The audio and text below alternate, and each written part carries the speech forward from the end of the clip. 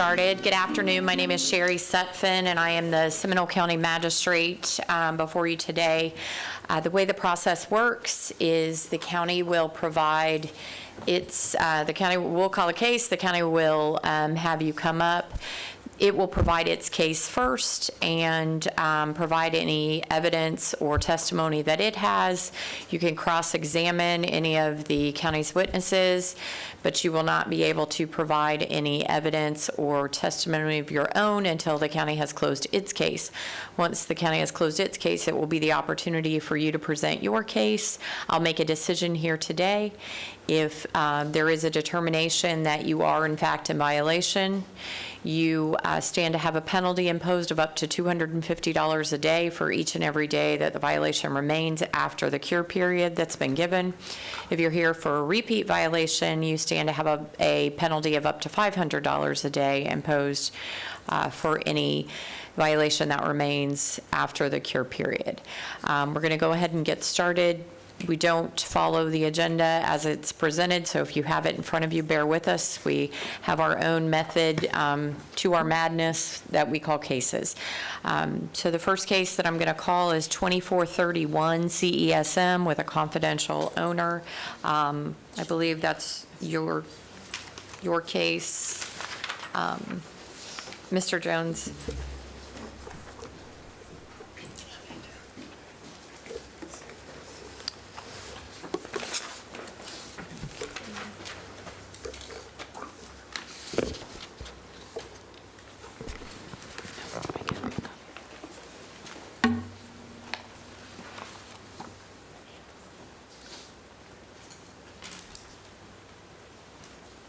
Officer Hill, yes. Anyone else who is providing testimony, if you'll please raise your right hand.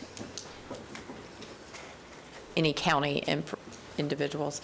Do you solemnly swear or affirm the testimony you're about to give to be the truth, the whole truth, and nothing but the truth? I do. Thank you.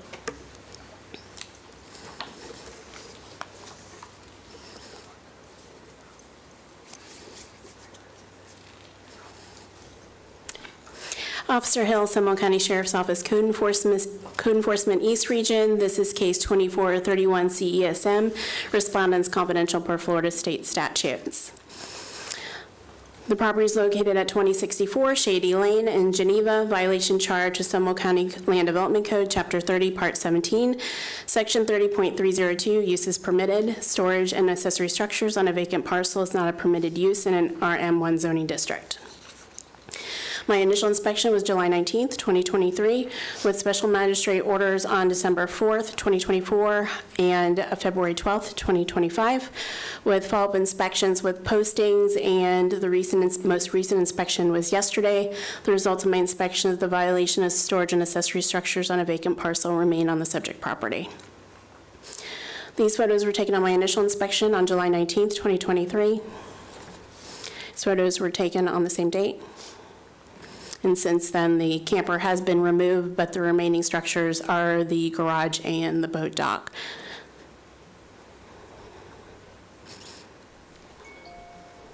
And these photos were taken on the day of posting on January 28th. And those were taken yesterday, and there is a notice of commencement. So they do have an application in to put a mobile home on the property.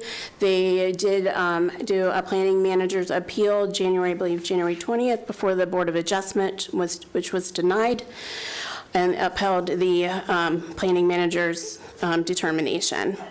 I believe Megan will speak on that behalf. Good afternoon, Megan Zanorski for Planning and Zoning.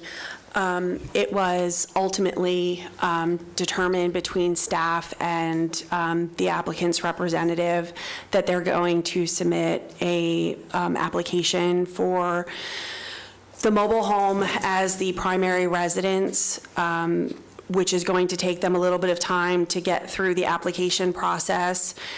And it was ultimately decided that once they get to the point of the only thing holding up approval for me to finalize approval for zoning review would be the approval of the variance from the Board of Adjustments for the accessory structures. pending, it would give them a year to finish and CO the primary structure.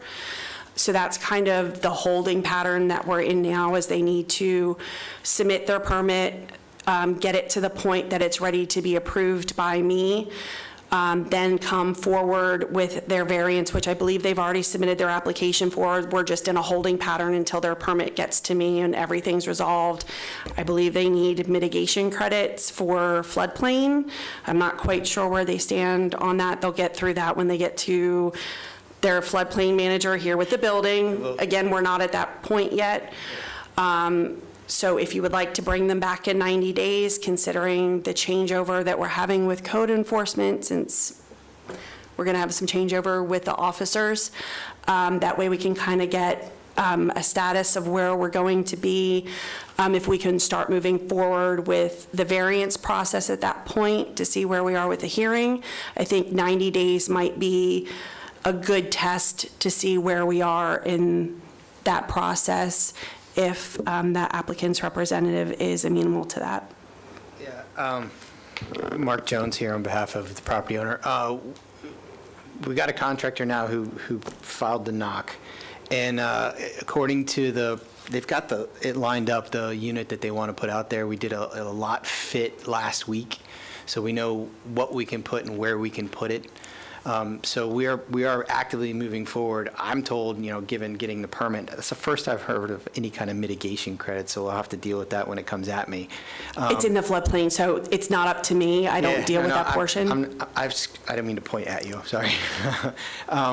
So we'll deal with that, but I'm told that we could have a unit out there within 3 months. So 90 days seems reasonable to me. Well, when you say you've done a lot fit, you've determined with a county individual what will go where, or just with a contractor? What we're going to submit to the county for approval. Okay, and it meets the county codes as far as all of their setbacks or anything, if there is anything? I read and write stuff all day long. I don't do building plans. Okay, so it is possible the then. contractor, but no, he knows what he's doing. Right. I'm sure, Yeah. but then it is possible that we could be, if you're saying it could be in 90 days. Right. We may need 120 days because it's got to be Right. correct when it comes to you all too, and that's assuming that it's correct. My hope is that in 90 days, they will be set for the agenda hearing for the Board of Adjustments. That's my hope, so that you will know that we have gotten to that point. Because with the changeover for code enforcement officers, I don't know where Carol. But that's not an issue for Okay. us to be dealing with here. So Okay. I think that, and I understand what you're saying as far as the variance, but I'd like there to be a primary structure and I'd like it to be compliant as well. And so that's something that we'll need to be dealing with as well. So let's continue for 120 days. Let me get an exact date on that.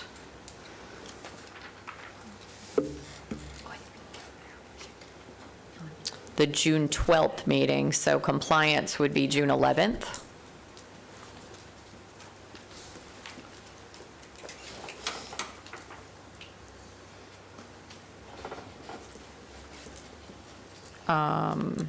With a compliance hearing on June 12th. So I will order the compliance continuance to June 11th with a compliance hearing date of June 12th at 1:30. Thank you very much. Thank you. Thank you.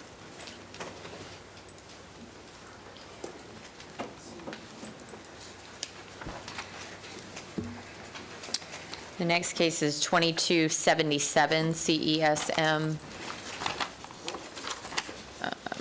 B&B Land Holdings.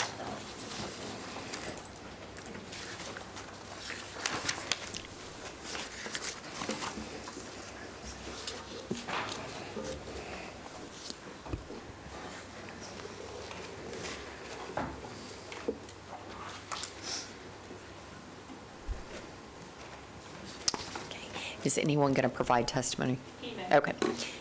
You raise your right hand, please. Do you solemnly swear or affirm the testimony you're about to give to be the truth, the whole truth, and nothing but the truth? I do. Okay. Jason Rucker, Seminole County Inspector. This is case number 2277, CESM, located at 3468 East SR 436 in Apopka. This case was originally heard back in October 13 of 2022. Most recently, on January 9th, 2025, an order was issued extending the compliance date to February 12th, 2025, with a meeting scheduled for February 13th. An affidavit of noncompliance was filed by the inspector after reinspection on February 12th, 2025. The administrative cost for the clerk is $356.22. The administrative cost for the inspector was $1,116.72 for a total of $1,472.94. We recommend that the special magistrate issue an order constituting a lien retroactive back to January 12th, 2025, and continues to accrue at $50 a day until compliance is obtained.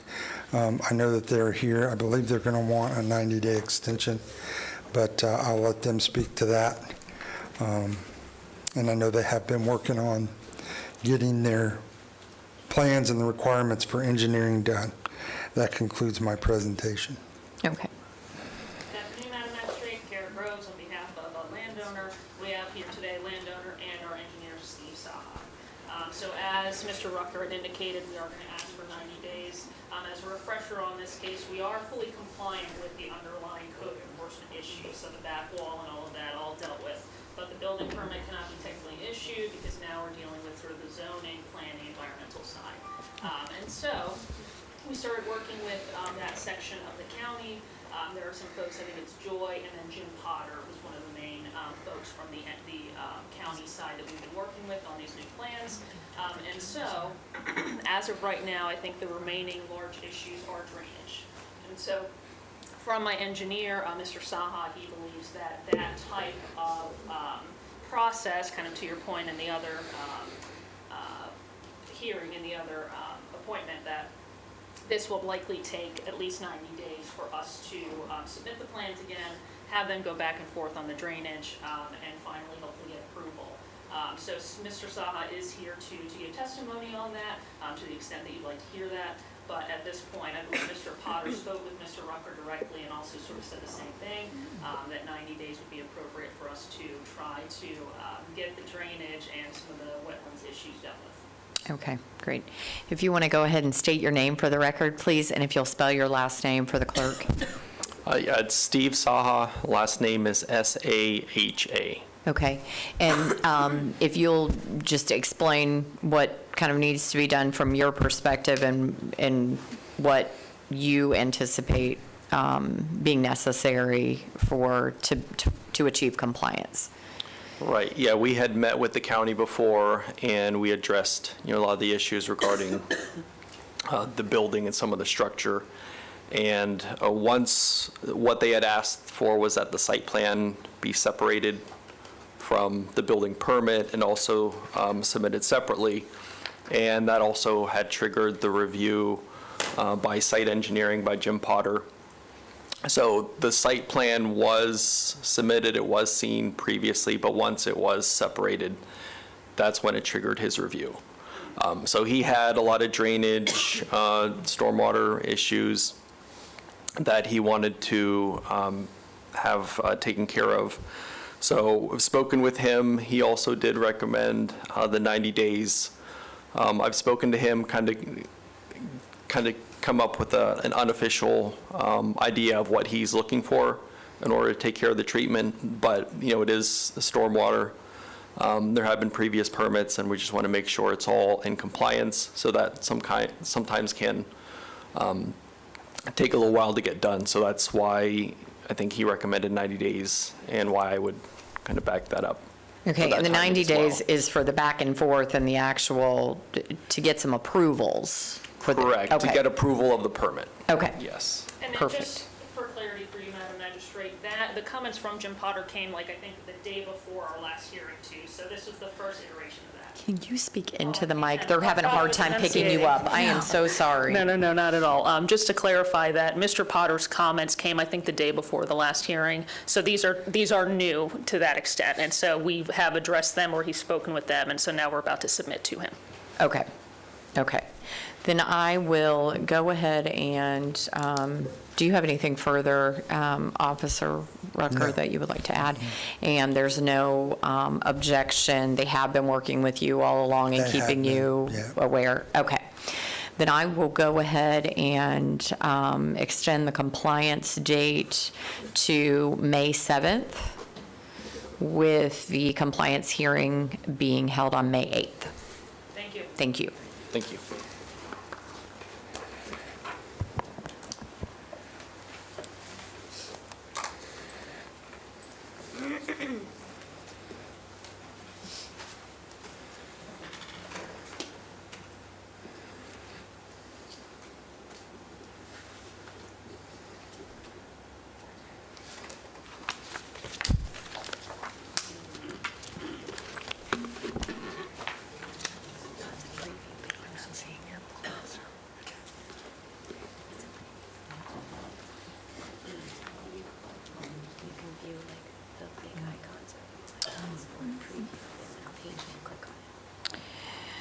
Okay, case 2502 CESM, Hiram Fuller.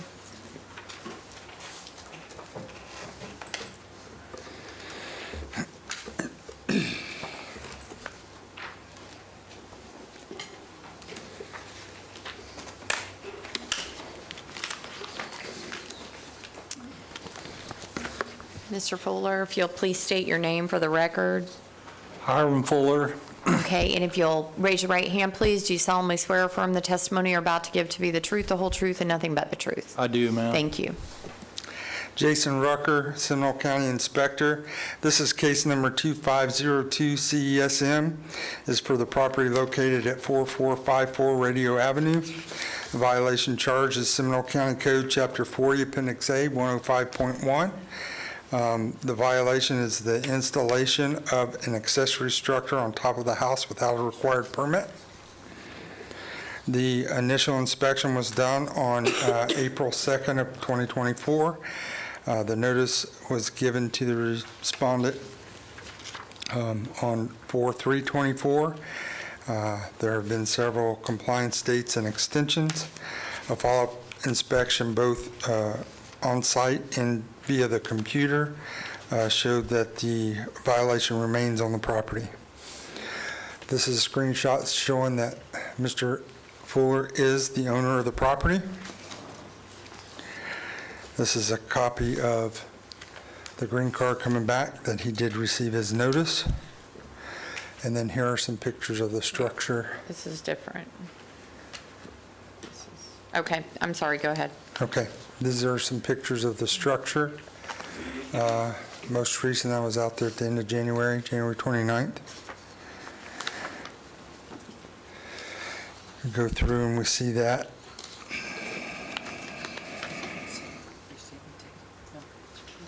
No, go ahead. Go ahead. Go ahead. All right, and this shows the county system showing that there has not been a permit obtained for that. Last permit was in 2010. Next shot is the copy of the code, Chapter 40, Appendix A, Section 105.1. Based on the testimony and evidence presented in case number 2502 CSM, it is determined that the respondent is the owner record of property located at 4454 Radio Avenue, in possession and control of the property, and is in violation of Seminole County Code, Chapter 40, Appendix A, 105.1. It is further recommended that the special magistrate order the respondent to correct the violation on or before April 9th, 2025. In order to correct the violation, the respondent shall obtain the required permits for the cited violation. If the respondent does not comply with the order, a fine of $50 will be imposed for each day the violation continues or is repeated after compliance. The respondent must contact the inspector to verify compliance. I have presented a copy of this presentation to the clerk and request that it be entered into the record. That concludes my presentation. Jason, let me, is it not an expansion of a dwelling? I'm not sure I understand installation of accessory structure on top of a home. Is that, I mean, it looks to me like it's blended in on the side to the home. Is it not building onto the In my house? interpretation, it was a shed that was placed on top of a house. But wouldn't that just require a building permit for a home expansion also? I mean, because technically you can't get a permit to put a shed on top of your house? In speaking to Jay Ham, the interim building official, he has talked to Mr. Fuller, and he's going to ask for more time to come in and probably talk to us to see how we need to handle this, whether it'll be an addition or whether it'll be considered an accessory structure. At this point, I don't know if it connects to the structure inside. I don't know if he's taken and set that on top.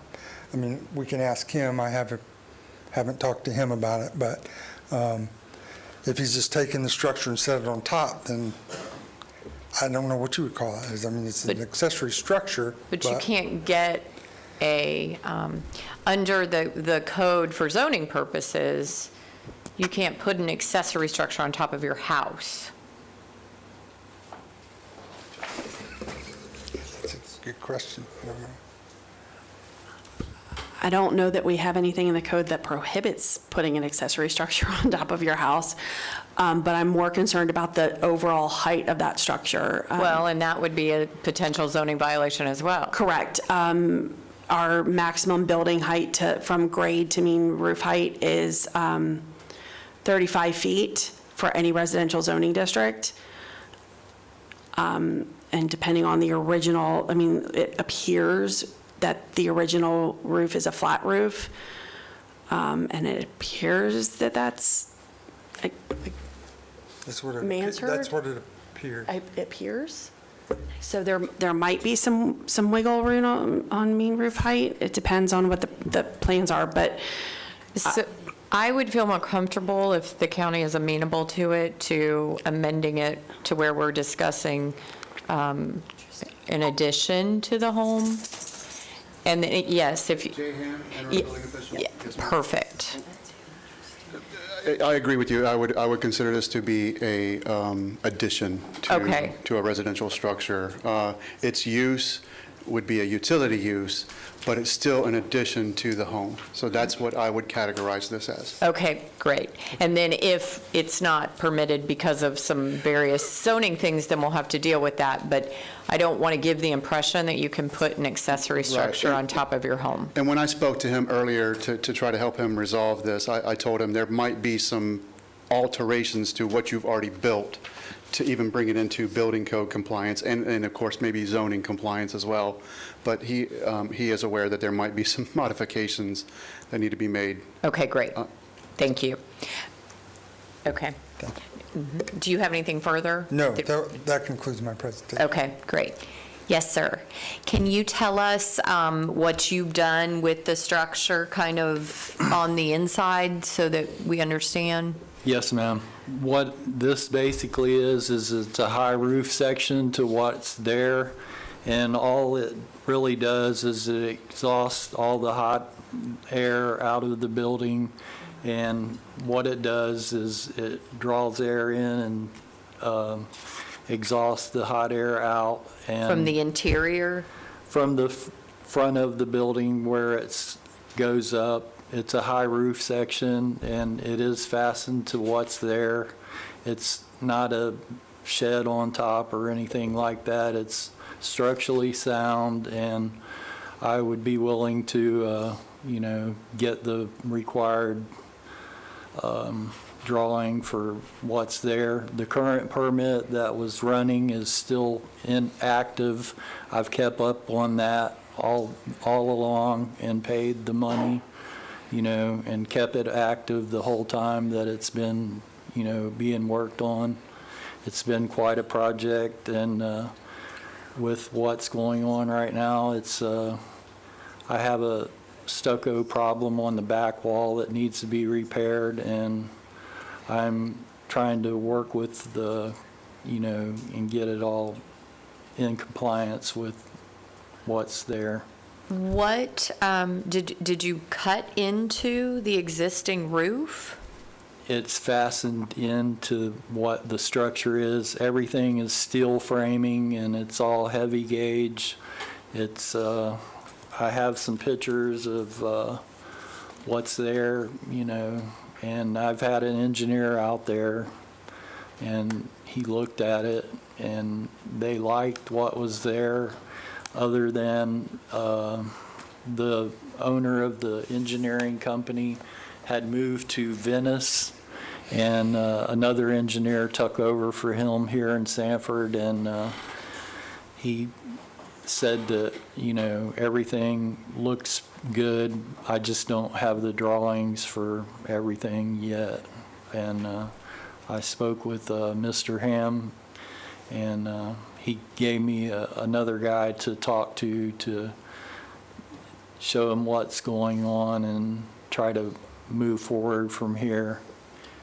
So you said it's fastened. Can you get to that top portion through the existing structure? No. So they're not accessible?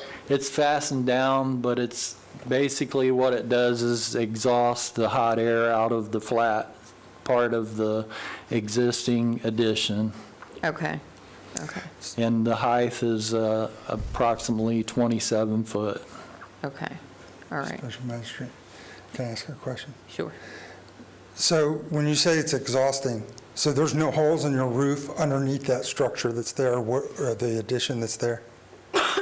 Can you ask the question again, sir? Yes. So you say it's exhausting from down below. So in my mind, if you're exhausting it, there would have to be a hole in the roof No, sir. underneath that structure. No, sir. So how are you exhausting it? Well, what it does is it keeps the radiant heat and all the UV heat off of the flat section of the roof. Okay. Through the top. It sucks it in through the front and the back exhaust fan, and it exhausts through the center at the top. Okay. So how is it fastened to the existing roof? It's fastened through anchors and braces that fasten down to the existing Okay. All right. with screws, clips, angle clips, every, corner, every beam, exactly like the other is built. Okay. And so in order to get a building permit, what does he have to submit to you all? Does he have to submit engineer drawings to get the building permit? Yes. Okay.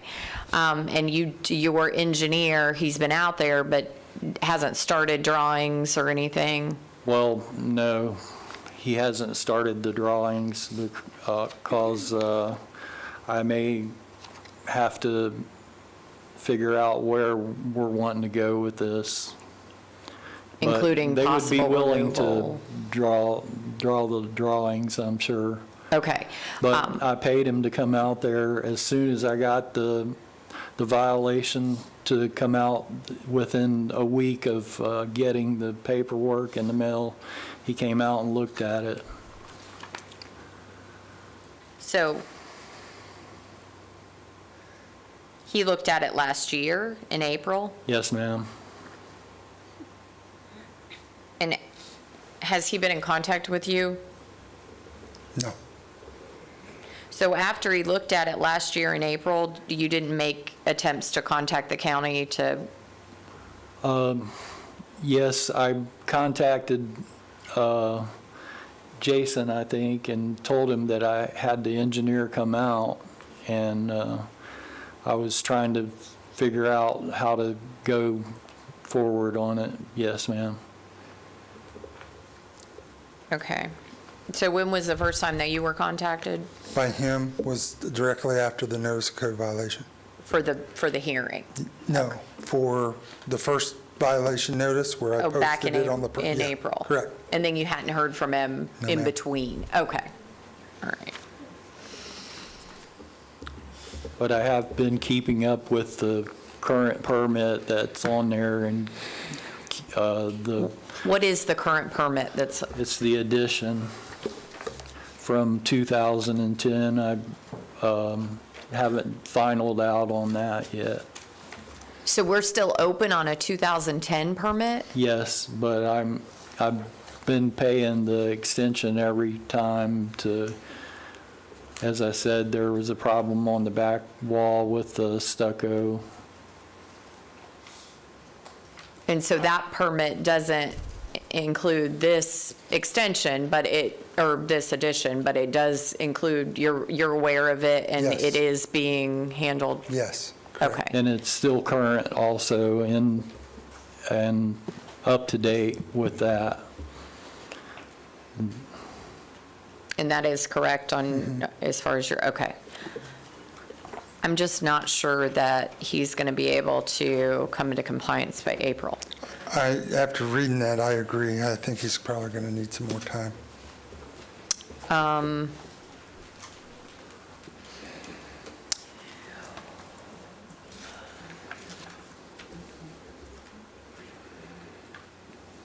going to go ahead and give you until,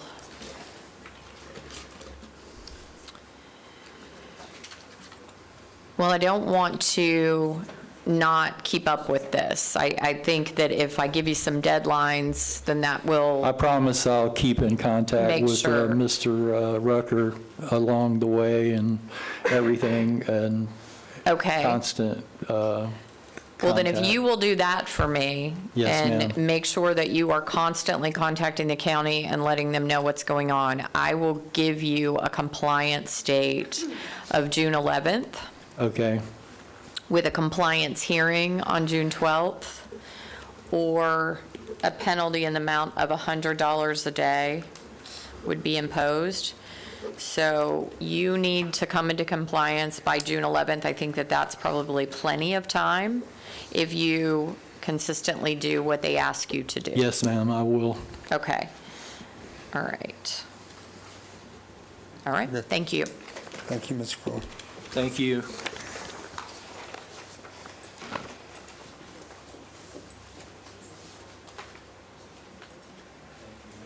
Okay.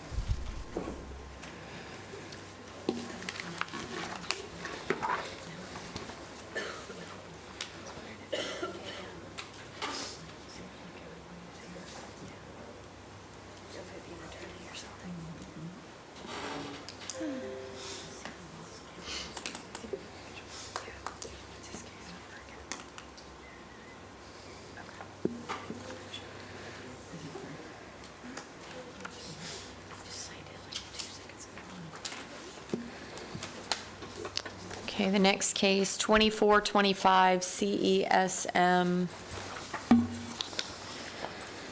And that is Ahmed and Sakina Nuro Mohammed.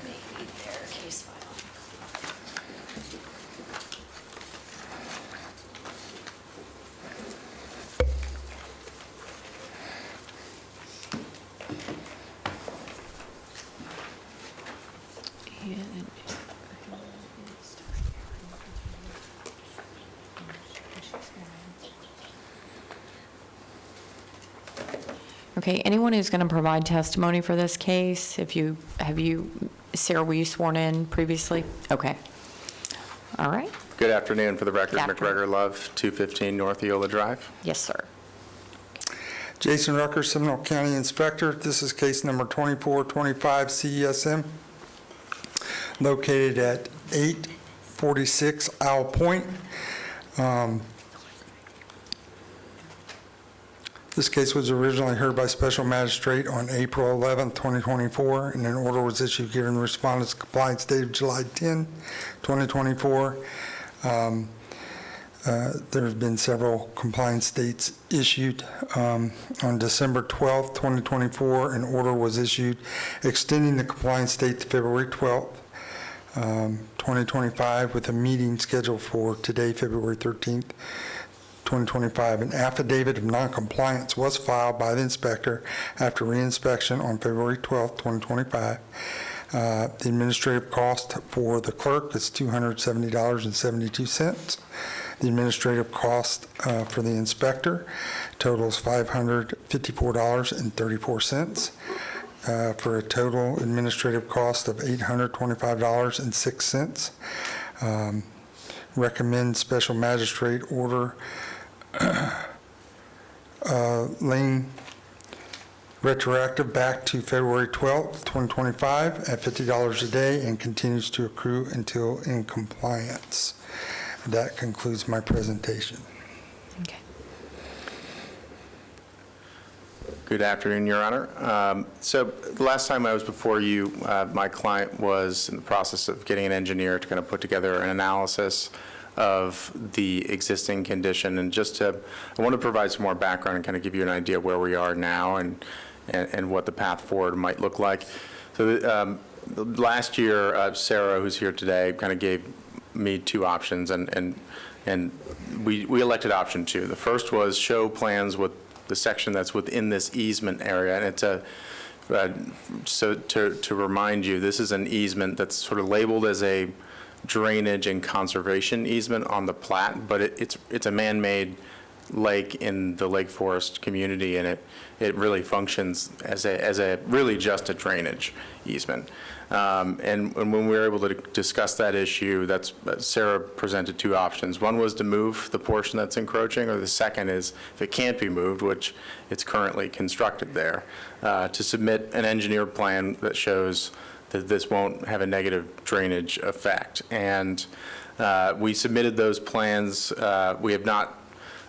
The permit has not been open for it for the reason that I'll get into in a moment.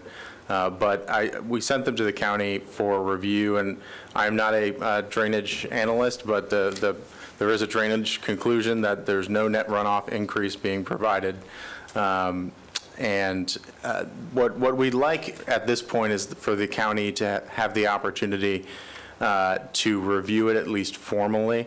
And I understand the county's position is that they're not able to issue or issue the permit until the HOA approves the plans separately.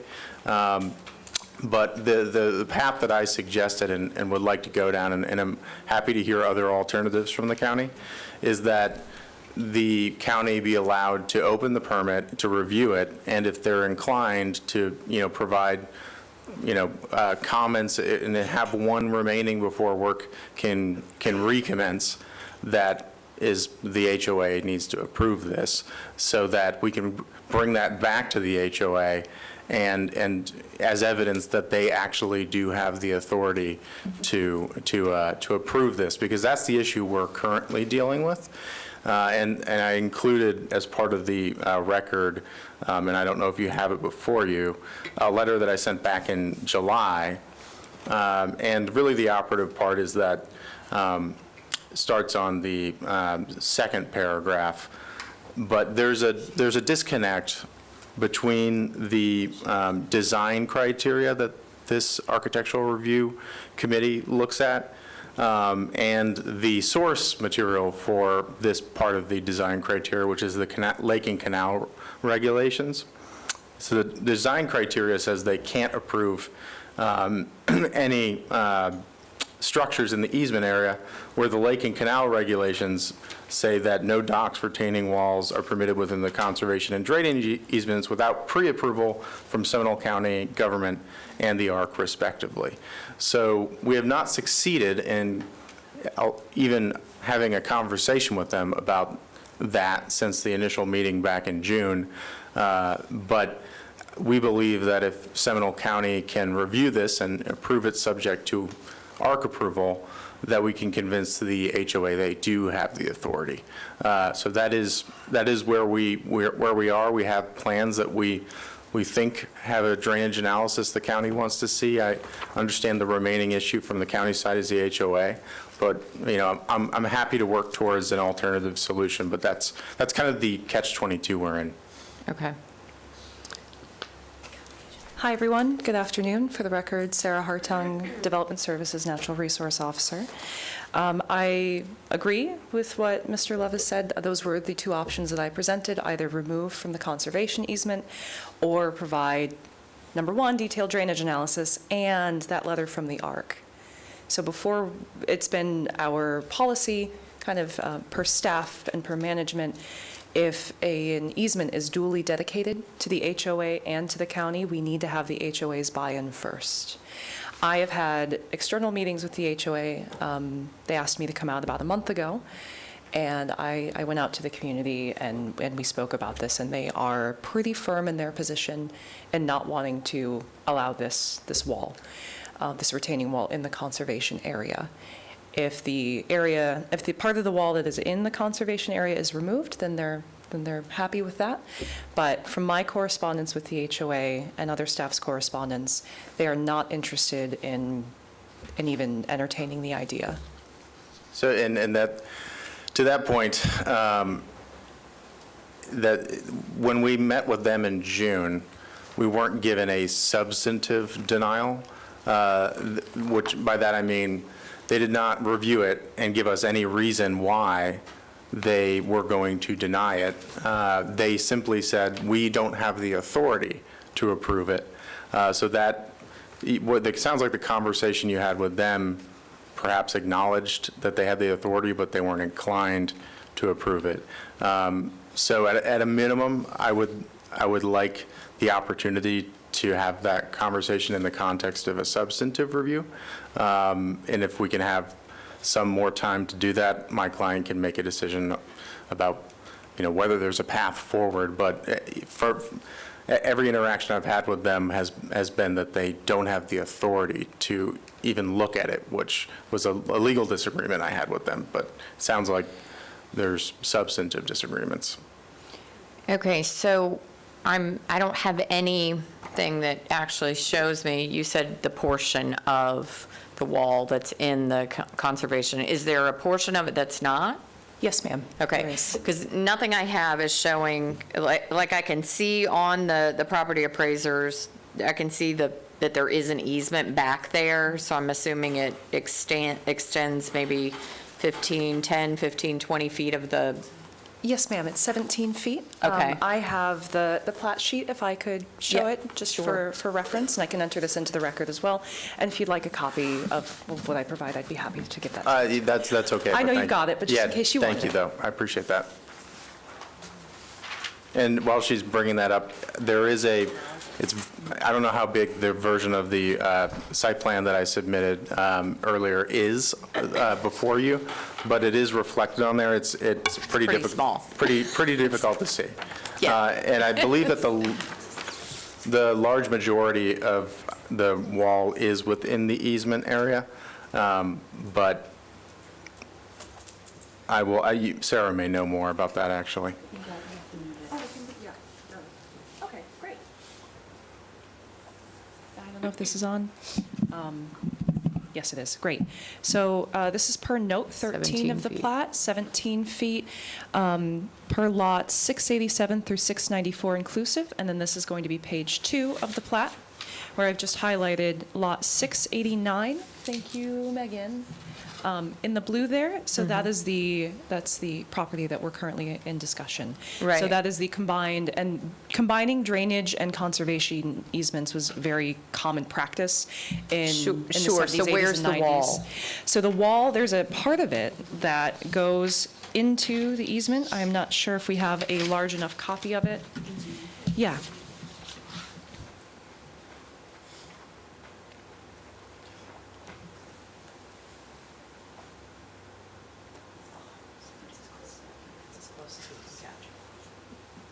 Excuse me for a moment. Sorry. There's a lot of errors here, sorry.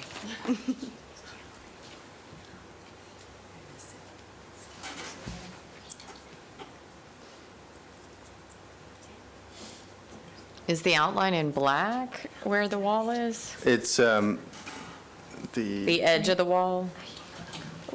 that's correct. Right here, right where my fingertip is.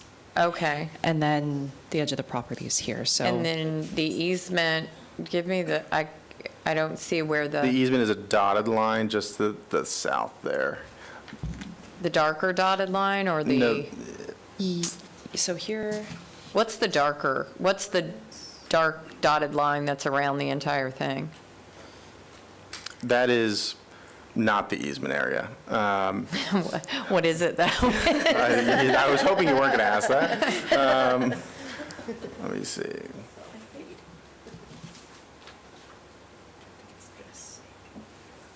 yeah, it's got to be, I'm going to just.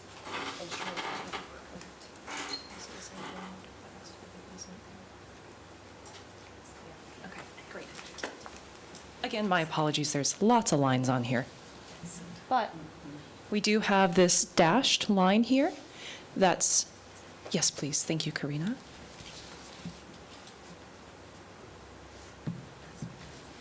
Starting here, that's where the drainage and conservation easement is. So they- is his pool enclosure partially within? The pool is just on the edge of the conservation easement. Okay. Yes. And that was permitted? Yes, because it does not encroach into the easement. And so there was no setback from the easement? Correct. There was no required setback from that easement. And then the retaining wall is how far from?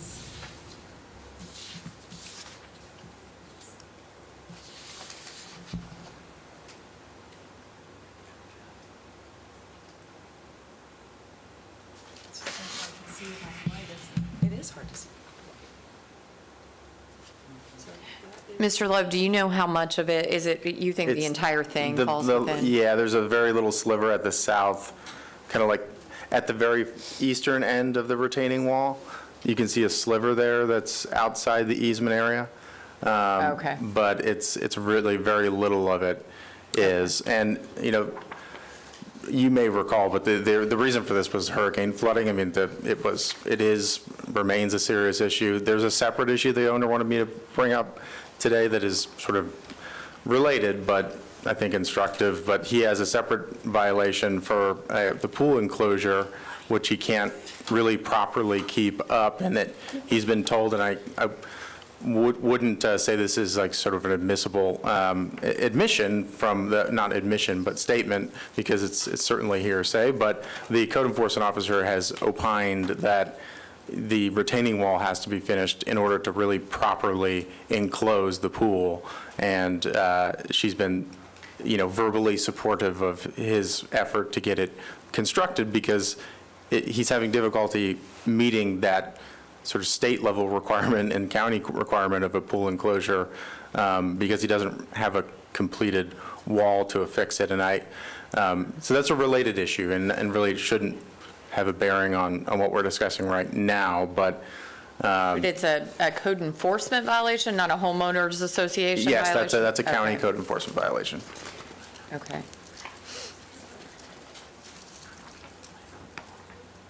So in Mr. McGregor's letter, he has indicated that the county's code, and I don't have a code section, so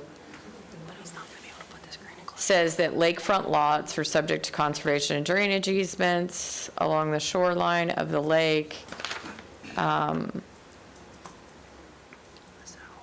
Well, maybe, is this your, So I think that's referencing Note 13 on the plat, where it says no construction or related activities can be permitted within the drainage and conservation easement, which does conflict with what the HOA has in their bylaws, saying that if the county and the HOA approve of the location or of the specific activity, then it's that in a plat note? the A surveyor note? The plat note 13, what I showed on here, that surveyor's note number 13. A surveyor's note Yes, is ma'am. not a restriction. It's a surveyor's note. It does say construction activities related thereto are hereby prohibited within said drainage and conservation easement. So a surveyor cannot, by a surveyor note, impose restrictions on anyone. That's a surveyor note. If there was a dedication block that said there is a restriction on something, then that can impose a restriction. But just because a surveyor says it, because a surveyor can say anything, a surveyor could actually put in their notes that you can't have buildings that exceed X in height. Would that be, you wouldn't be able to impose that against a Understood. person. So, I'm more concerned about this, the regulation, and this is actually, it's not a county code. The second portion is a covenant restriction also. Is that of your letter, the second portion that says that without pre-approval from Seminole County? Correct. That is a covenant, that's part of the covenant restrictions, yes. Okay, so the county is saying they can't give you approval until the association approves. The association won't give you approval until the county approves. And that's not, it's not a foregone conclusion they'll give us approval at that point either. They just won't have a conversation with us about even, So who meeting them. maintains the drainage pond? Whose is it?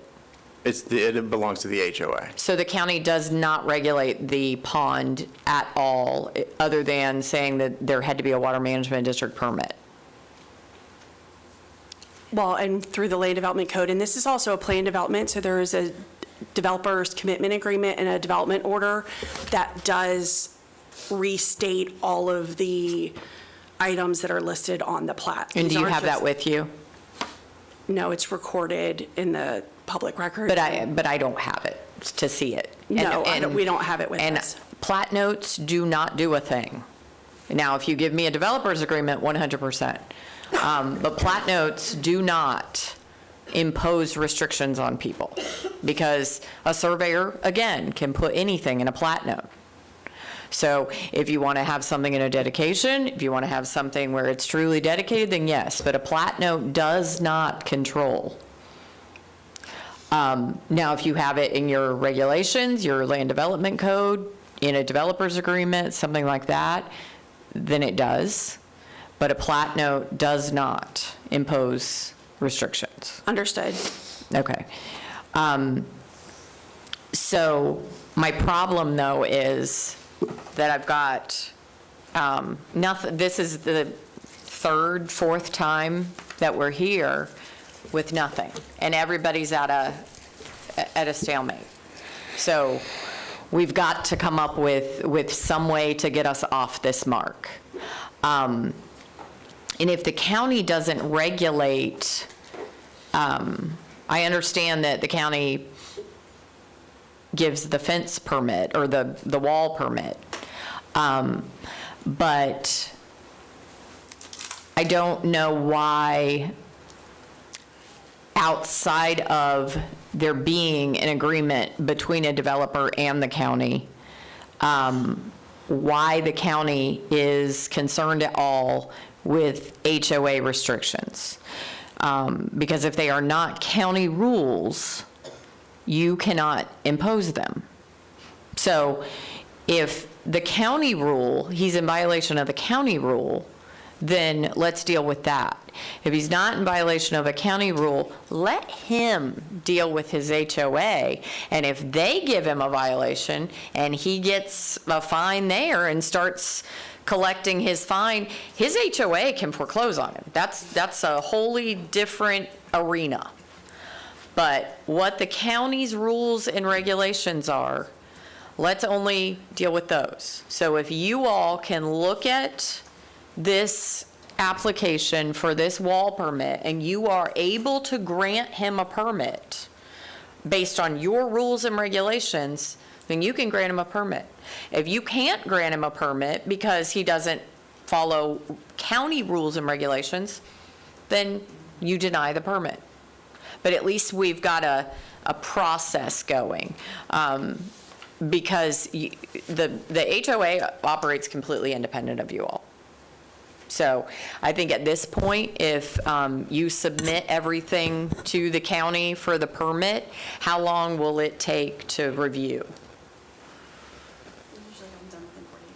Typically within 48 hours between Megan and I. Okay. If we need something else from drainage, they're also about 48 hours. But we would be happy to look at another round of review. We haven't received one. Okay. We've received some things via email, but that's not a formal submission that we can go for. So whatever you have, you're more than welcome to resubmit. And when it comes into our queue, we will look at it. Okay. Okay, great.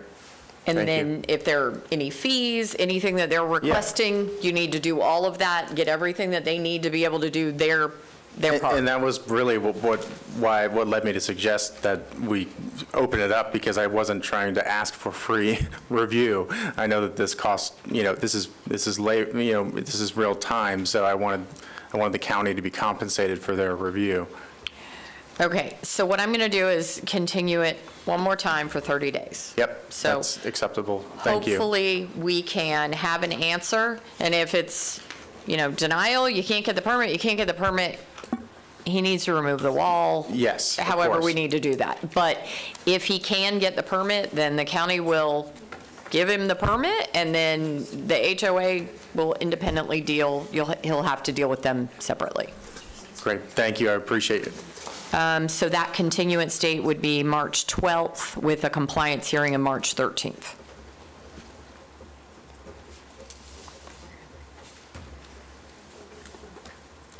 Thank you, Your Honor, appreciate it. You can have that for the record.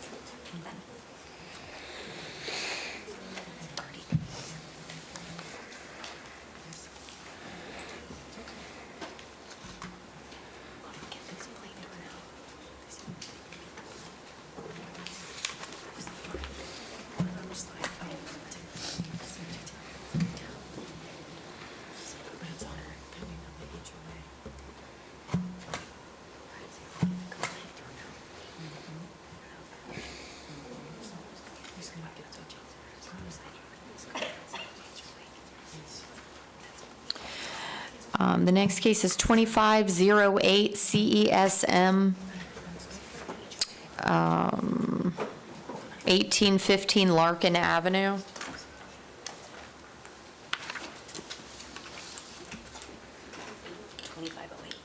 Actually, it's 1824 Lake Street. Larkin Avenue is the name of the, we did the same thing, sorry. Tricky. But is that the name of the? Okay, thank you. That's the name of the owner. Yes, that's the name of the owner. Yes. Okay. I was trying to call the owner, not the address. Okay. All right, sir, and if you'll please state your name for the record and your affiliation with the case Yes, my name is Andres Ospina Rivera, and I'm one of the owners. of 1815 Larkin Ave. Okay. LLC, yes, LLC, ma'am. okay, great. Yes. Okay, go ahead. Sorry for the confusion there. Yeah. Let me go ahead and swear you in. Okay. Do you solemnly swear or affirm the testimony you're about to give to be the truth, the whole truth, and nothing but the truth? I do, yes. Thank you. Good afternoon, Jason Rucker, Inspector, Seminole County.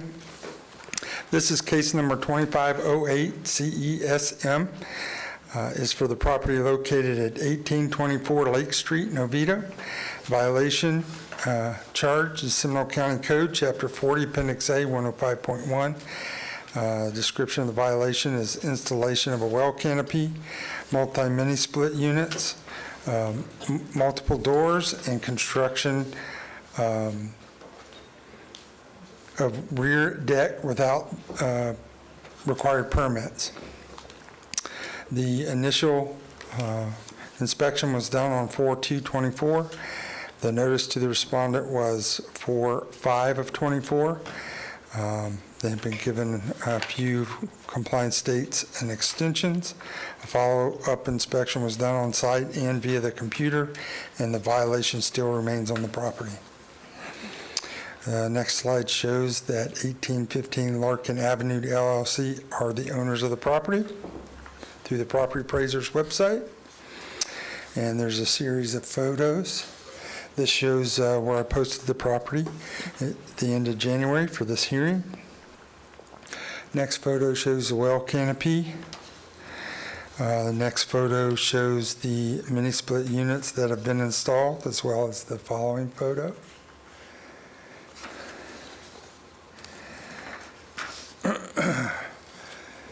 And then this shows where the back deck and balcony have been redone, and shows some of the doors. There's some more photos of mini splits. What's a mini split? Mini split is an AC unit that is got an outside condenser and an inside unit, but it's one separate unit. Okay.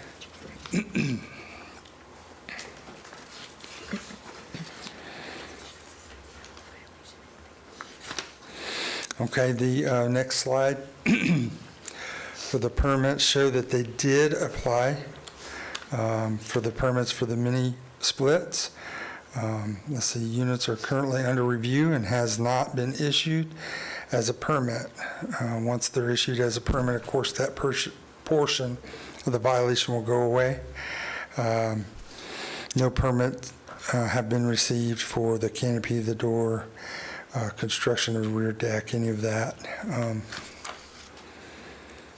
This slide shows where it's at in the workflow for the county for the mini splits, for the AC units. This is a copy of our code that requires the permit. Seminole County Code Chapter 40, Appendix A, 105.1. Based on the testimony and evidence presented in case number 2508 CESM, it is determined that the respondent is the owner of record located at 1824 Lake Street, Oviedo, in possession and control of the property and in violation of the Seminole County Code Chapter 40, Appendix A, Section 105.1. It is further recommended that Special Magistrate order the respondent to correct the violation on or before April 9th, 2025. In order to correct the violations, the respondent shall obtain required permits for the cited violations. If the respondent does not comply with the order, a fine of $50 will be imposed for each day the violation continues or is repeated after compliance. The respondent must contact the inspector to verify compliance. I have presented a copy of this presentation to the clerk and request that it be entered into record. This concludes my presentation. Okay. Do you have any objection to these documents being, that have been presented being entered into evidence? No objection. Okay. We'll accept them into evidence. And do you have anything you'd like to add? Sure, yeah. Just as he mentioned, we are actively working with different contractors to pull the permits that we need to do the electrical, the HVAC, and the building as well. The electrical permit is currently under review, and it's been submitted but has been stuck in the corrections reviews process since September 2024.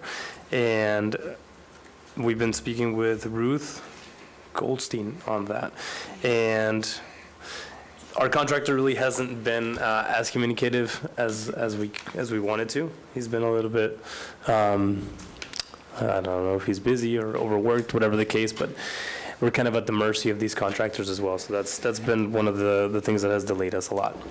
The HVAC permit is in process. We submitted that February 4th, 2025, and it's currently under plan review.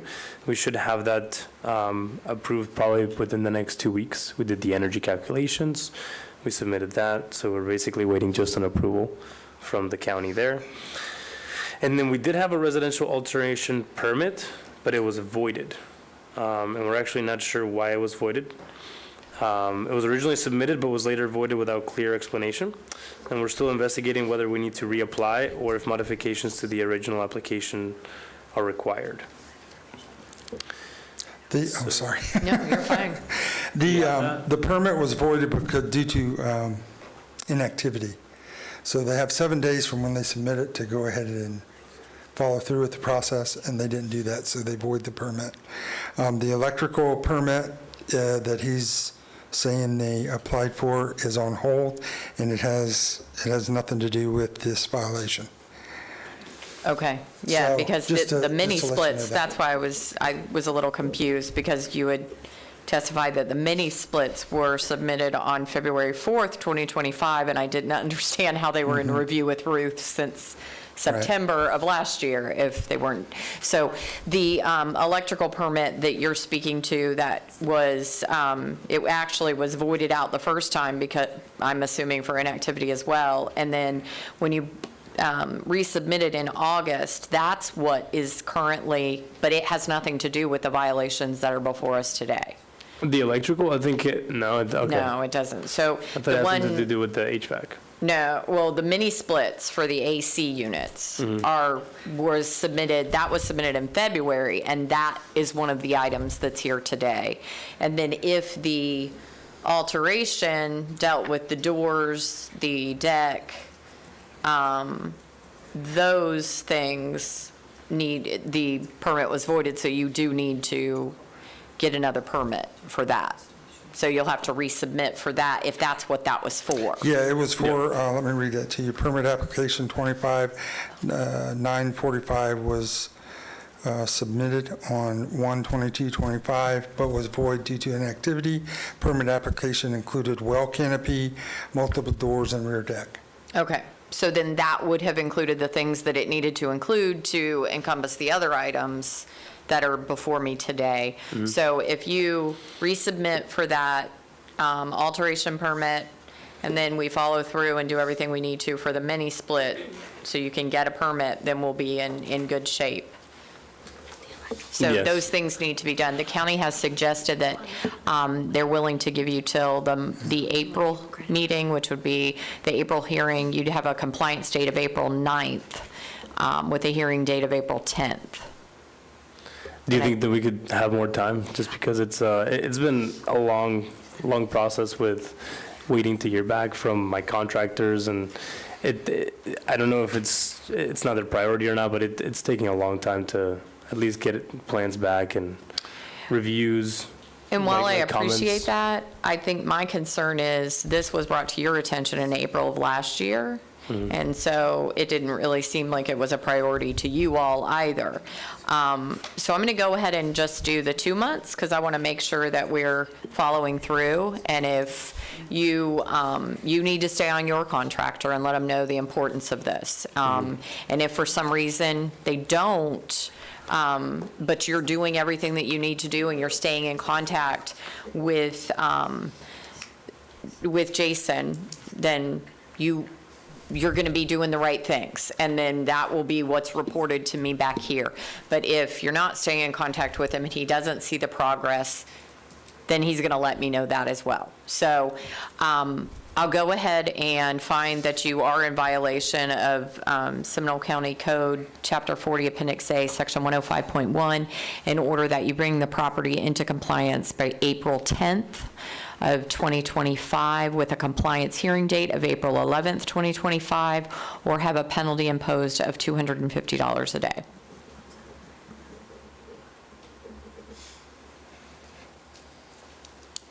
April 9th as the compliance date, April 10th as the meeting. Is that what I said?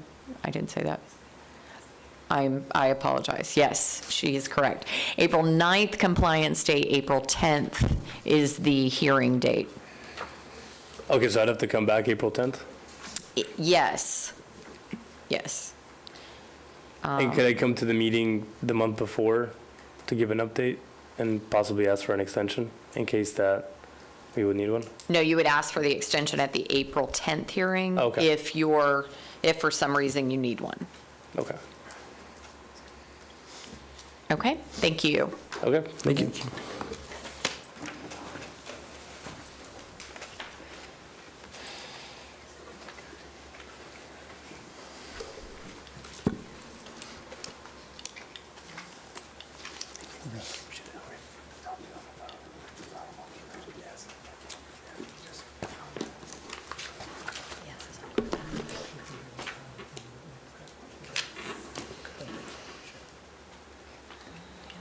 2336 CESM McCarthy. Can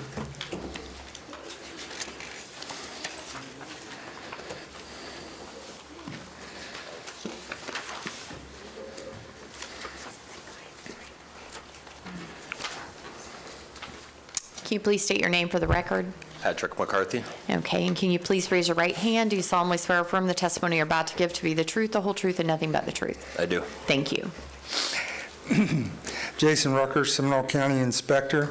This is case number 2336 CESM, located at 400 East Hillcrest Street. This case was originally heard by Special Magistrate on March 9th, 2023. Given the compliance date of April 14th, 2023, an affidavit of noncompliance by the inspector was issued after reinspection on April 18th, 2023. An affidavit of compliance was filed by the inspector after reinspection on December 11th, 2024. On December 12th, 2024, an order was issued continuing the compliance hearing to January 9th. On January 9th, an order was issued continuing the compliance hearing to February 13th of 2025. The administrative cost to process this case for the clerk totals $236.90. The administrative cost to process the case for the inspector totals $674.85 for a total administrative cost of $911.75. Recommend Special Magistrate issue an order constituting a lien in the amount of $30,400 for 608 days of noncompliance from April 14th, 2023 through and including December 11th, 2024 at $50 per day. I do know that the gentleman has had some medical issues, so I'll let him speak to what his requests are. Okay, before we get into that, I want to make sure that I'm clear. I had given an extension to January 9th after hearing it was.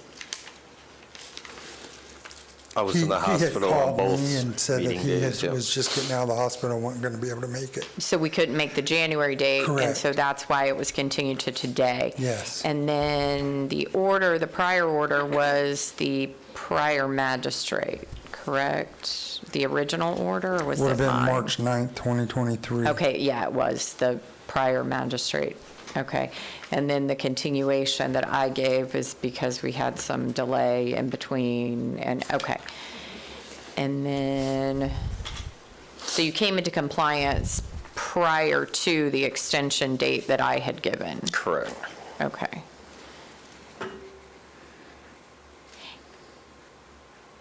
Okay. So the county is asking for their costs. There was also because of the continuance, you came into compliance, so the daily fine is not imposed, but there are costs that have been incurred by the county related to this matter in the total amount of $911.75. How long would it take you to pay those costs?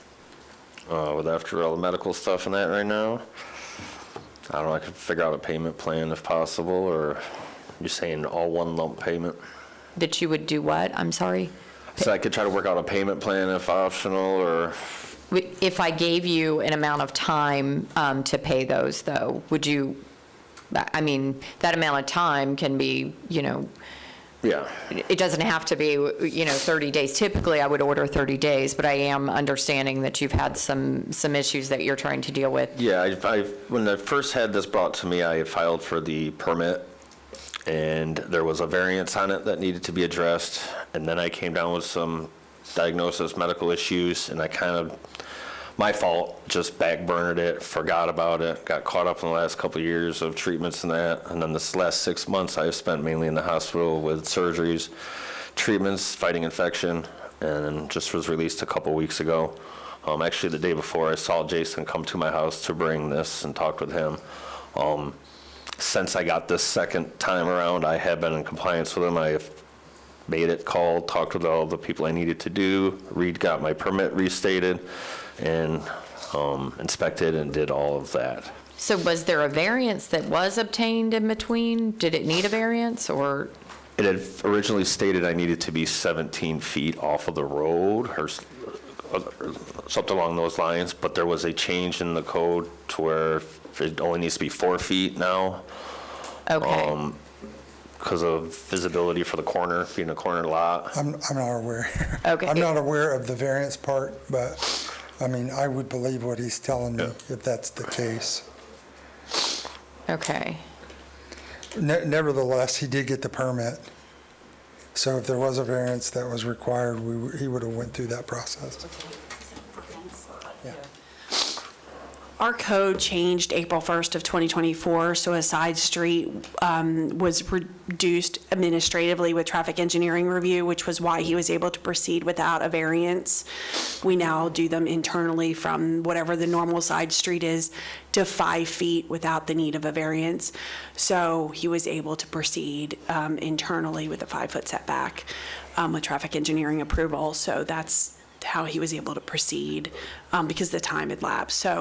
So the delay was good on your part? Yeah, it saved him $300 in a variance application, unfortunately, due to health issues. But that's why the change of that requirement. So it actually ended up working in his favor instead of him having to either relocate the fence or get a variance. But that was the change in the code.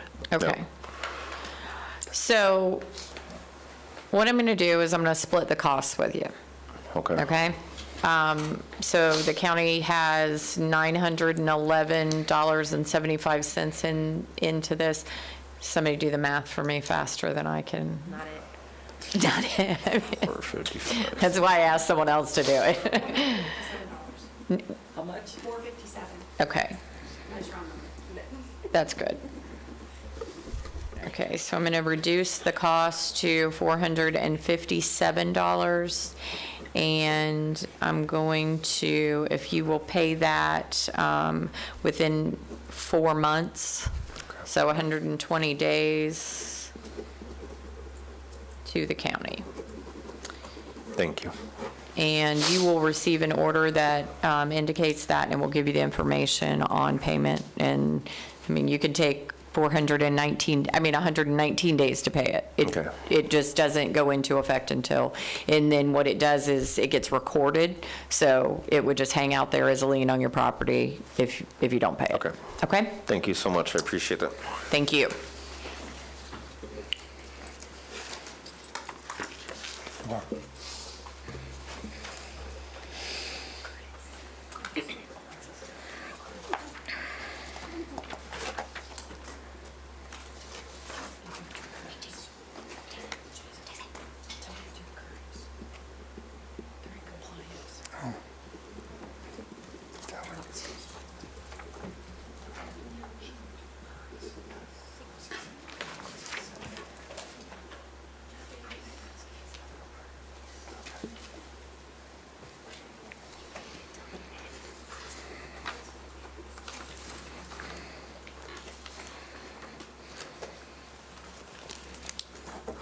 Next case is 2043 CESM, Nanive Castillo.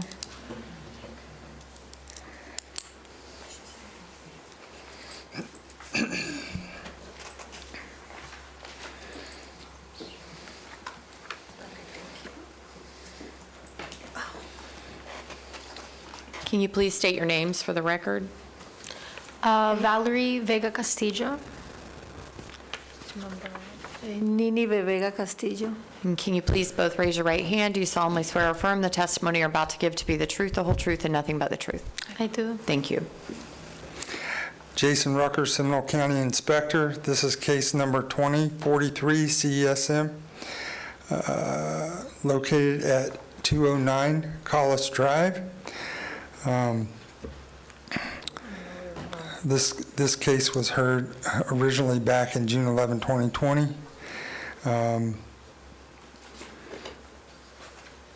An affidavit of noncompliance was filed by the inspector after reinspection on October 2nd, 2024. On December 12th, 2024, an order was issued extending the compliance date to February 12th, 2025, with a meeting scheduled for today, February 13th, 2025. An affidavit of noncompliance was filed by the inspector after reinspection on February 12th, 2025. The administrative costs for the clerk are $723.27. The administrative cost for the inspector was $822.14 for a total of $1,545.41. Recommend the special magistrate issue an order constituting a lien and retroactive back to February 12, 2025 at $50 per day and continues to accrue until in compliance. That concludes my presentation.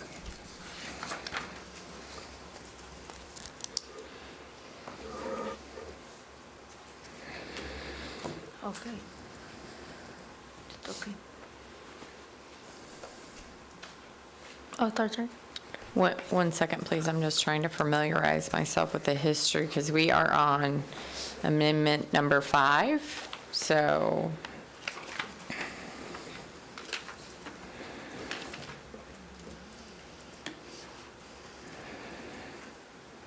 okay.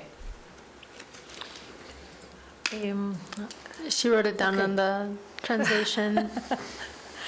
Okay, the engineer, I spoke with the, Jason. JC, but he told me that this week he was very busy, que the plans, everything do it for next week because he contract other person to withdraw again because he had too much job. I need maybe 1 week. If he bring me the sketch or the plans Monday or Tuesday, I submit. So what she's trying to say is that the previous contractor, Jason, I'm her daughter, by the way. Her previous contractor, Jason, he's been meaning to come, but every time my mom has been scheduling him since our last meeting in November about coming in, he's either been in Puerto Rico or he's been apparently getting back surgery and constant pushbacks. So then we finally had to get another contractor, or I think it's like an engineer, the guy who does the outsketch, and we finally got him literally 2 days ago because he kept saying that he was going to come, and he hasn't showed up because we have previous calls, previous messages, and no response from this guy. So we finally got a contractor yesterday, and all my mom is asking for is until Tuesday because this guy, he has everything. Like we've changed the doors, we've changed the floor, we've done all like the electricity things. Like it's just a building pretty much at this point. And we just use it for storage, but I'm not really sure. So Jason, have they been in contact with you? No, I spoke to her today. With him, no. With the other lady. Give me 1 second. He spoke with Megan Snorowski. Megan. Good afternoon, Megan. I've had a meeting with the property owner a couple of months back, tried to explain the issue with the electrical plans because they were still showing the stove.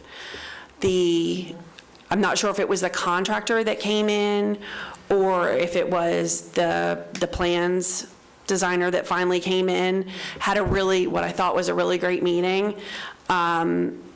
he was all gung-ho. I want to say that was about a month ago that he came in, went through the plans, gave him a full breakdown, actually went through everything, re-reviewed it without a review cycle so that I could break it down for him again, sent him down back to the plans examiner because I knew that the plans examiner was going to have comments because they were going to touch the electrical, and there were still some other plans examiner comments that were outstanding. So before he left, I wanted to make sure that they touched base with the plans examiner. So I hand walked him downstairs as well to make sure he touched base with the plans examiner that had reviewed the plans as well. So they have come in. She has been trying.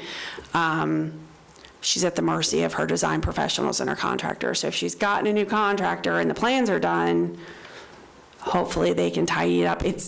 From what I understand, the work's been done. They're just trying to get the plans turned in. She did the special exception. She's gotten the variance. So she did all of that? She's done all the work. We just got to get her through the permitting process. Okay. Okay, so a lot of these continuances are related to going through and getting her variance and... Those have been done for well over a year. Yes, ma'am. We've just been trying to get her through this permitting process with her contractor and her design professional now to respond to comments. But I think like 3 of the extensions that were done before my time, they were probably done in up to 2023. Correct. Because of that Because of the special stuff. exception and the variance, correct. Okay. And then you now have a new design professional that has, okay, and are we 30 days? No, he told me suppose que in 1 week, que maybe Tuesday, Thursday. In an abundance of caution, because it's not just me, all they have to do for me is remove the stove off the plans. That's all I need, which that's a simple fix. The plans examiner comments, they were a little bit more detailed, so they may need, for me, simple. For the plans examiner, it may take another cycle to get through what Wayne needed. So in an abundance of caution, 60 days just to make sure they get through. Okay. Okay. Jason, do you have any concerns with providing an additional extension of 60 days? I don't have any issues with that, but I do want to clarify something on record. Did you say that you guys gutted the place? It's all back to what it was before? No, like it's empty. Like there's no stove. It's just like an open room. There's no a electric? bathroom. I know there's electric. Yeah, there's like Okay. lights and stuff like that. Okay. Yeah, it's just for storage. Okay. Okay. I just want to clarify that. I don't have a problem with an extension. Okay. Then I'm hoping this is the highest I've ever gone, 6 I was gonna say, extensions. the only thing that's in so- that house is like a little inflatable, but that's only because my sister just had a baby, so we're trying to give her some independence. But she still lives at home. It's just like temporary. Okay. So what we'll do is we'll have you come back April 9th, or a compliance date of April 9th, coming back here April 10th. It submit before, still I need coming April. Yes, because this case has been going on for so long, the county has incurred significant costs. So we would, you'd have to be back here April 10th for the compliance hearing at that time to ensure that you are in compliance. Okay. Okay, so I'll go ahead and continue to April 9th. Thank you. Thank you. Thank you.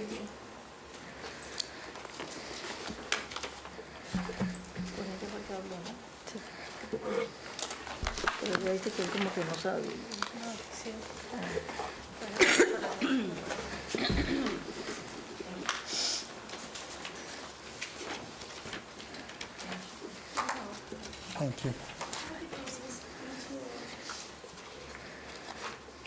Next case, 2426 CESM, Los Campos de America LLC.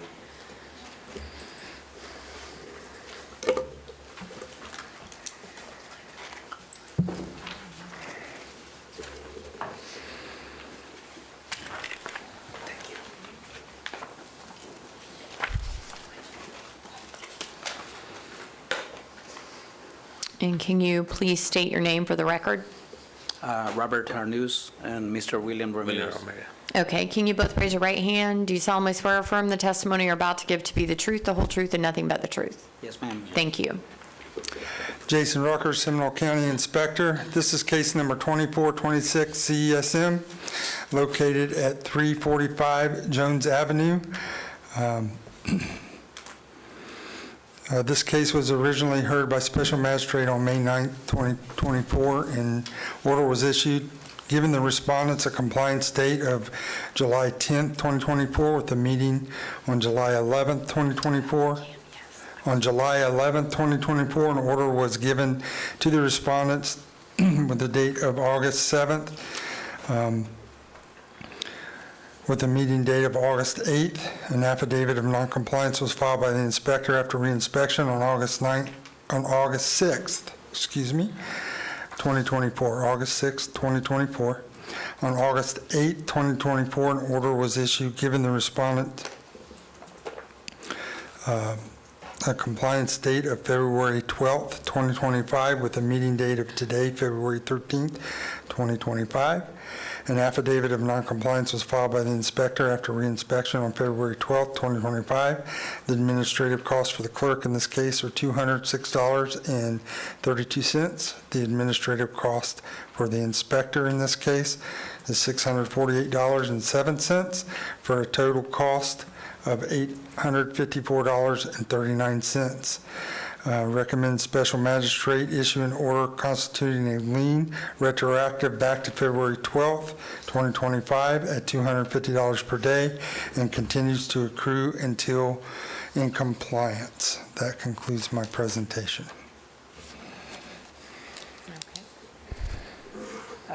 This is the single parcel that has both a commercial property and a residential address. And we have not been able to obtain the permit because we have to apply for a special exception, which we did. And they have the first public hearing on April 2nd and the final decision on May 1st. I have forwarded a copy of the email to the lady there.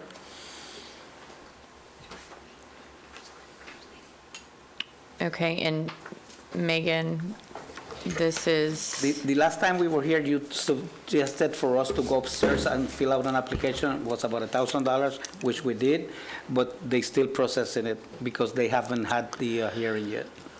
Hillary Payton is the project manager, and they do have to have a public meeting, and then it goes before BCC, so it's part of the process.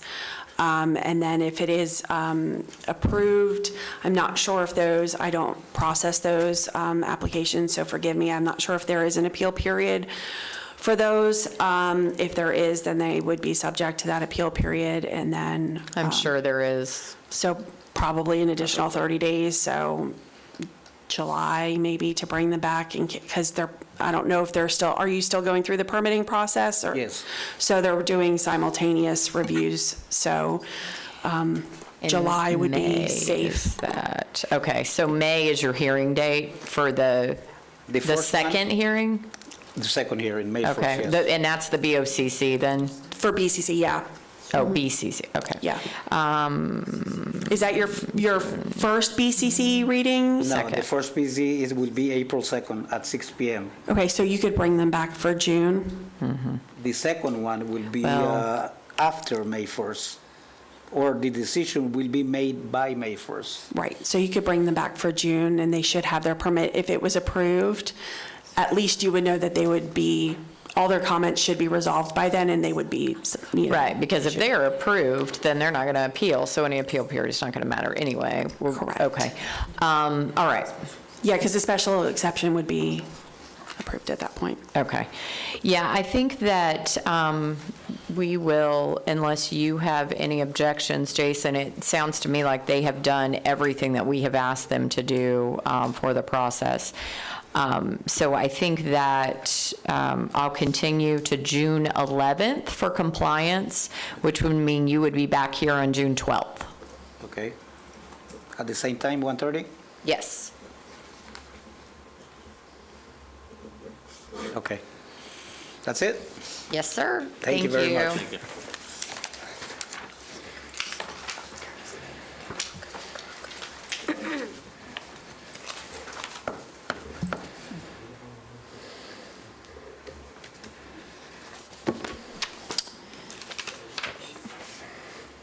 2453 CESM, Bath Assets 3 LLC.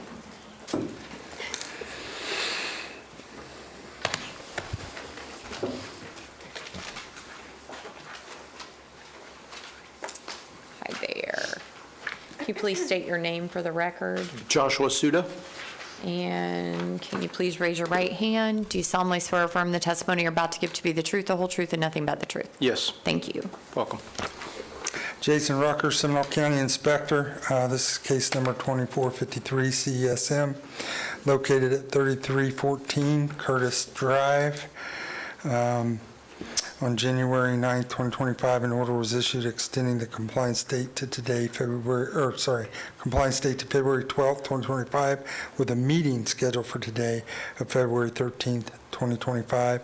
An affidavit of compliance was filed by the inspector after reinspection on January 21st, 2025. The administrative cost for the clerk was $286.97. The administrative cost for the inspector total is $830.29 for a total of $1,170.26. Recommend special magistrate issue an order reducing the fine to administrative costs totaling $1,117.26, and order these costs be paid within 30 days, or a fine will constitute a lien on the property. I know that there were some issues with the site plan, stuff not being marked correctly the last time, and that's why you extended the case. But that concludes my presentation. Okay, can you remind me why, because this case actually went relatively fast compared to some of our others, so remind me what the holdup in the middle was. Was he submitting everything he needed to submit? He had everything submitted, but on the site plan, he only had a portion of the fence marked that was permitted.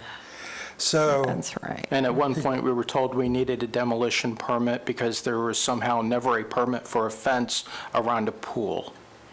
And for a pool, as I understand it, it needs to have a barrier up, which was the fence, so. Oh, okay. And you have a pool? Yes. Okay. That's why I was confused from day one after my assistant had come in. We had been told, and then most previous visit, it's like, oh, wait, there was a mix-up in the plans that were submitted because it was submitted like 4 times. We went through multiple iterations of paperwork submitted. Oh, this isn't the right form. This isn't the right form. Oh, we've got to go back to the first form, but fill it out correctly this way. Okay. And did you install the fence, or was it installed when you No, it purchased? was installed long before our ownership ever had that home. Okay. The pool's been in place 20 years. I think we've owned it maybe 5. Okay. All right. Then I'm going to split the costs with you. Someone needs to do the math for me again. Be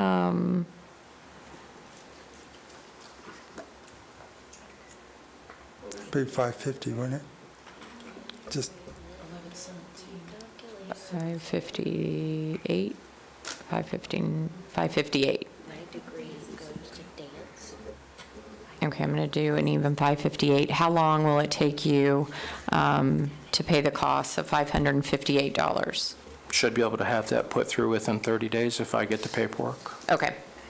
Then I will order that paid within 30 days, costs in the amount of $558. Thank you. have a good one. You too. Thank you, everybody. Thank you.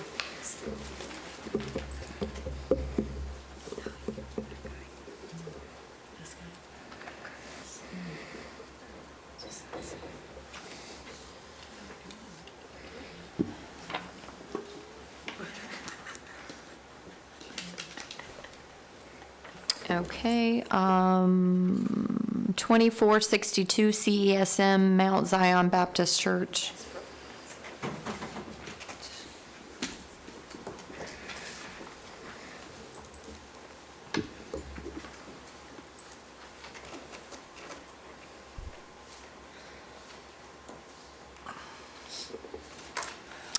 Hi there. Sir, can you please state your name? My name is Jan Henry. I'm the pastor of Mount Zion Missionary Baptist Church. Okay, and can you please raise your right hand? Do you solemnly swear or affirm the testimony you're about to give to be the truth, the whole truth, and nothing but the truth? Yes, ma'am. Thank you. Jason Rucker, Seminole County Inspector. This is case number 2462 CESM, located at 2001 Sipes Avenue. This case was originally heard by Special Magistrate on September 12, 2024, and an order was issued giving the respondents a compliance date of November 13, 2024, with a meeting scheduled for November 14, 2024. On November 14, 2024, an order was issued giving the respondent compliance date of February 12, 2025, with a meeting scheduled for February 13, 2025. An affidavit of noncompliance was filed by the inspector after reinspection on February 12, 2025. Affidavit of cost for the clerk totals $148.57. The administrative cost for the inspector totals $513.94, giving a total administrative cost of $662.51. Recommend Special Magistrate issue an order constituting a lien retroactive back to February 12th, 2025 at $50 per day and continuing to accrue until in compliance. That concludes my presentation. Yes, sir. Well, everything you asked us to do, we have done. The contractor keep telling us we need this.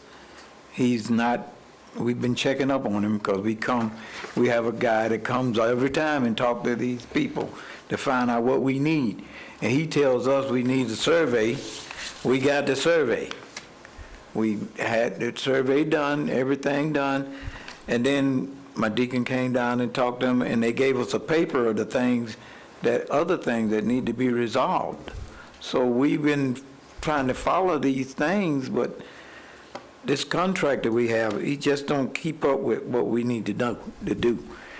We called him the other day, he said he forgot to submit the thing to try. We're trying to get a permit so we can go ahead and finish the shelter. All we really want to do is put the shingles on top to stop the rain from leaking on one side. One side was already done and they stopped us. We're not going to close it in. It's not going to be closed in, and it's used just to feed the people on Wednesday. All the people who are homeless, need help. We also give them shoes, clothes, stuff of that nature. That's all it's used for. And if we have a picnic, church picnic or something, that's all it's there for. It's not to be closed in and put electric in it or any of those things. It's just there to help the homeless and those that's in need. That's basically what it's there for. And we're trying to get a permit to find out what else we need to do so we can go ahead and get it done. We are on it. We want to get it done, whatever we need to do to that shelter. It was stopped because we did not have a permit when we did it. And that's why everything stopped, and we are. So, what are they in communication with you? Have you heard anything before each one of the meetings? I haven't spoke to his contractor. I spoke to him maybe a couple months ago. He was telling me that he did have issues with his contractor, but, there's nothing I can do to help him with that. I mean, he needs to, that's a civil matter between him and his contractor, Right. or he needs to get another contractor that's going to follow through. And as far as I know, there are items that are outstanding for plan review that he needs to correct that need to be corrected. And I don't know, if his deacon came down, I wasn't made aware of what the issues were or what he was told. So, but typically they email them a copy of all the stuff that needs to be corrected. This is a commercial permit, so I'm not reviewing it. It's been reviewed by Caitlin Apgar, one of our planners in current planning. It does have some commercial building plans examiner review regarding the structural components. There are some fire reviews for life safety. But as far as what is required for commercial zoning review, the survey was needed. I don't know if that's been actually uploaded by the contractor into the portal, but that was one of the comments that we actually needed to see where the proposed location was or where it actually is, since it's unpermitted construction. And we needed the height of the structure from grade, which is a requirement, the setbacks, which would have been on the survey, the use of the structure, because there's some conflicting information that's been provided. That one of the pages refers to it as living area and a garage under the area tabulation, but the structure is being shown as open area, like a gazebo or a carport type structure. And then there were some comments from the review coordinator because a new application had been uploaded saying that it was a re-roof. So the contractor is uploading conflicting information as well within the same permit. So the contractor needs to ensure that when he's providing documentation, that the documentation is consistent and complete across all of the plan sheets. So let me ask you this, have you hired this contractor, or is it someone who had agreed to do it? He had agreed to do it for us after we had built the structure, and he had a lady to come in and draw it up. We had to get it drawn up to show what it was. So we had it drawn up, and after she drawed it up, he said he would go ahead and put everything in so we can get a permit, because we figured that's what it was. Then he said, well, you need to do a new survey. So I said, okay, we'll do a survey. We had a survey come out, and he surveyed it. It was good that we had it done because we got more land than what we thought we had. So it helped us to know the size of the plot. So now we got that together, and then we looking for him to tell us what else we need so we can get it done. On the paper. The problem is he's not doing it. Yeah. So you probably need to contact another contractor. I think that's what we're gonna do, because he's not. So here's what I'm going to do. I'm going to give you, do you think that these things, if someone new is brought in, that they could accomplish this in 30 days if they're on it?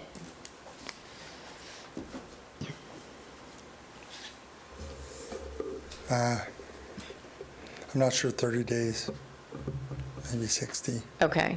So, What I would suggest is him go ahead and set a meeting with them and the new contractor, with the building official that's okay. to be able to go over this so that they can get a clear understanding, so that we can print out documentation of what they need to do, so they'll have it. Okay. Instead of he said, she said. I agree. And so I'm going to give you one more shot at this. Okay. But I need you to get someone else on board that can really help you through it. How are we gonna do? And I know that might cost you some money, Yeah, but I that's all need you right. to do that. Yeah, we because need to get that done. Right, and I understand the good work that you're doing there, but we need to make sure that it's safe for those people Exactly. that you are utilizing it for. Exactly, that's what we wanna make sure. We wanna get everything done, so we, I'd hate for you to be having a Wednesday night dinner and the roof fall in on some That's people. that's what we don't want. Right. That's Okay. exactly what we don't want. We're Okay. trying to make everything safe. We want to know what we need to do so we can get on it and get it done. Okay. Whatever we need to do. We Okay, want to then take care of that. I will go ahead and continue one more time to April 9th. And then you would have a compliance hearing of April 10th. Okay.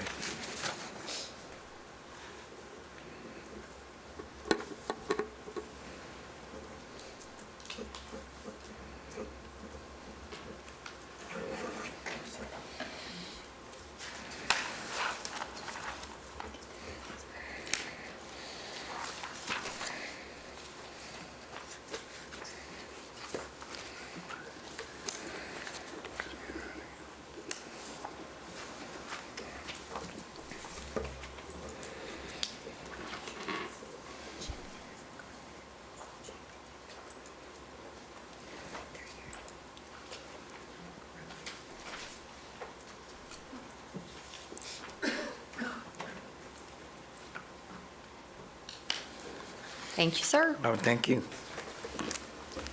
Okay, and our final case, 2507 CESM. Lillian Dryberg. Jason Rucker, Seminole County Inspector. This is case number 2507 CSM. Is for the property located at 109 Champion Avenue. Violation charges of Seminole County Code, Chapter 40, Appendix A, Section 105.1. The violation is unpermitted structures, including mechanical, electrical, and plumbing without a permit. The initial inspection was done on 8/21/23. Notice to the respondent was 8/21/23. There have been several compliance dates and extensions, and both the property has had on-site visits, and via the computer, the violations still remain on the property. The screen shows that proper appraiser card showing they are the owner of record. Next photo shows to where the property has been posted for this hearing. And the next several photos show the structure in question. Where is that in relation to the main house? It's, We'll get to the next one. okay. Do we have aerials? We have an aerial. We don't have an aerial? Yeah, I was looking through the pictures earlier, and I couldn't tell Yeah. where. I got one. If you're facing the main house is going to be to the left of those structures. Oh, so it's like a whole little complex. Right. Oh, nice, look at that. Wow. So that would be the main house right there. This one's the main, so it's a mobile home in the rear with an addition. And And then who- these are, Who constructed the roundabout? Is that on their property? this Yeah, is, that's Champion. this is all private easement. Okay. And then the road that goes up to it, It's all private easement. It's a mobile home subdivided by deed plat. So it's a platted block that was split by deed. and then their county road access is through another property? It's off a public right-of-way, and then all of their access through this whole original block is private easement, which But is typical for a mobile home park. Okay, but to this particular property, I don't see, is there like a, It's a dirt road. it just isn't shown on the plat? They typically aren't for mobile home parks. They're all private easement.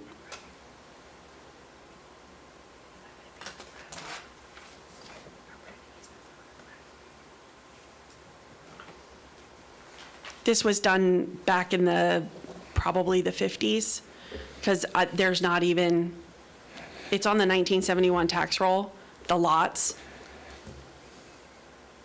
So a portion of the lot is within whatever this road is that's built? And the original plat that I could find that was before it was amended multiple times was created in 65, and this wasn't part of it. This block X was just a giant block before these were. And this aerial that I'm looking at, the addition on the front of this structure, the mobile home that's there, is that an unpermitted addition as well? No. It's I mean, permitted? I don't know how to answer that. It was prior to, It's not part of this case? no, it's not Okay. part of this case. Okay. Thank you. It's already, she knows. The next slide shows our records showing that there hasn't been a permit obtained for any of those structures. The next slide shows section of our code, Chapter 40, Appendix A, 105.1.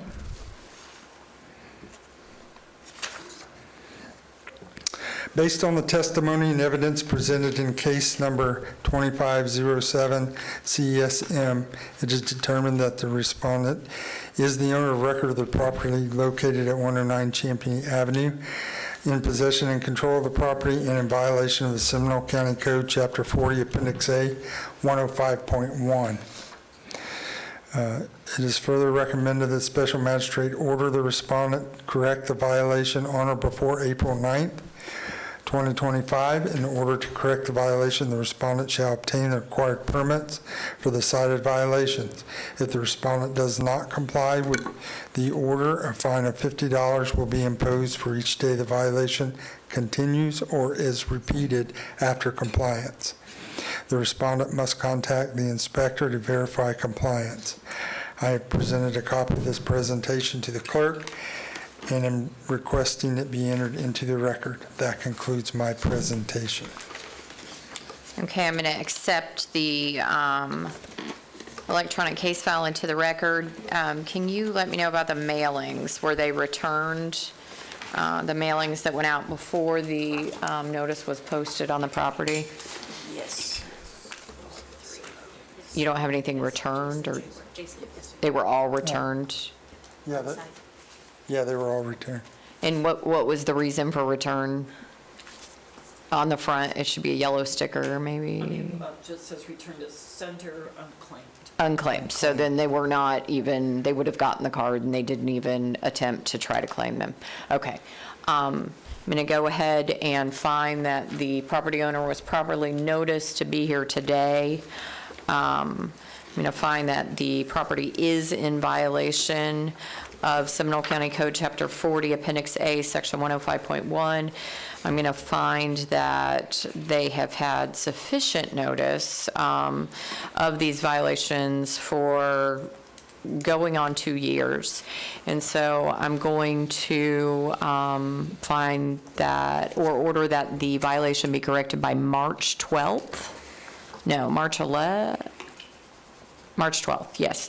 Or $250 a day will incur each day that the fine remains, with a compliance hearing date of March 13th.